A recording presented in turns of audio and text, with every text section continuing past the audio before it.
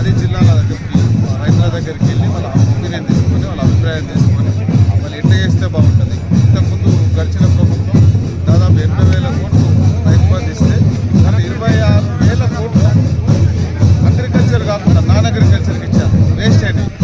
So అట్లా కాకుండా రైతులతో మాట్లాడి మీకు ఎంత లాభం 5 ఎకరాలకి ఇవ్వాలా 10 ఎకరాలకి ఇవ్వాలా వాళ్ళ ఒపీనియన్ తీసుకొని ఎట్లా చేస్తే బాగుంటుంది, ఏ రకంగా చేస్తే బాగుంటుందని ప్రతి కలెక్టరేట్లో ప్రతి జిల్లా హెడ్ క్వార్టర్కి వచ్చి ఉమ్మడి జిల్లాలకు వచ్చి రైతుల అభిప్రాయం తీసుకొని దాని ప్రకారం ముందుకెళ్ళాలని గవర్నమెంట్ ఆలోచన. అంటే ఇప్పటికే ఆదిలాబాద్ కావచ్చు, ఖమ్మం జిల్లాలో సైతం కూడా ఈ ఓవరాల్గా దీనికి సంబంధించిన వర్క్ షాప్ కూడా కంప్లీట్ అయ్యాయి. ఈరోజు మంత్రులు కూడా వస్తున్నారు. మంత్రులతో పాటు ప్రధానంగా అంటే రైతుల నుంచి ఇప్పటి వరకు జరిగి రైతులు ఏం చెప్తున్నారు, రైతులు ఎట్లా ఉంటే బాగుంటుందని చెప్తున్నారు. ప్రధానంగా గౌరవ ముఖ్యమంత్రి గారు రేవంత్ రెడ్డి గారు డిప్యూటీ సీఎం బట్టి విక్రమార్క గారికి మనము సబ్ కమిటీ చేసింది. దాంట్లో 4 మెంబర్స్ పెట్టి జిల్లా హెడ్ క్వార్టర్ రైతులు ఒపీనియన్ చేసింది. దాంట్లో భాగంగానే ఇది 3వ మీటింగ్ ఉమ్మడి మామూలు ఉన్నపల్లి నియోజకవర్గంలో నడుస్తుంది. దీనిలో రైతుల అభిప్రాయం తీసుకుని ముందు క్లాస్ చేసి వాళ్ళు మోస్ట్లీ రైతులు ఏం చెప్తే అది మన దేనికి రికమెండేషన్లు కానీ పైరవీలు కానీ దేనికి అతీతంగా డైరెక్ట్ రైతులకు అకౌంట్కి వచ్చే విధంగా ఓన్లీ ఫర్ అగ్రికల్చర్ లాంటివి ఎవరైతే సొత్తు చేస్తారో ఎవరైతే పొలాలు చేస్తారో వాళ్ళకే ఇవ్వాలనేది మా ఉద్దేశం. దాంట్లో భాగంగానే ఈ సబ్ కమిటీ వచ్చేసి జిల్లాలో పర్యటనకు వచ్చి రైతులతో అభిప్రాయం.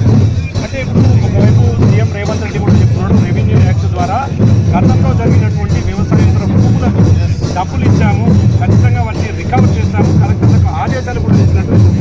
దీని మీద ఎట్లా ఉండబోతుంది కార్యాచరణ?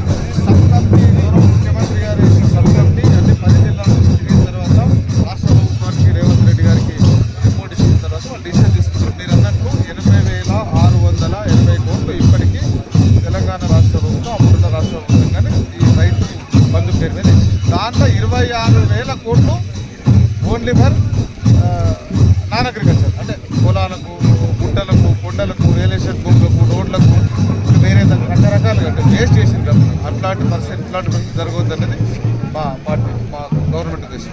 అంటే అందరూ యాక్సెప్ట్ చేస్తారన్న, అప్పుడైతే జరిగింది మరి అప్పుడు చూడకుండా ఎలా చేశారనేది వాళ్ళ వాదన. ఇప్పుడు రికవరీ అనేది సాధ్యమవుతుందని అనుకుంటున్నారా? రికవరీ గురించి నేను మాట్లాడట్లేదు. ఫర్దర్ రాబోయే రోజులలో ఓన్లీ ఎవరైతే అగ్రికల్చర్ నిజమైన రైతులు ఉంటారో వాళ్ళకి ఇవ్వాలనేది కాంగ్రెస్ పార్టీ ఉద్దేశం. చూస్తున్నాం.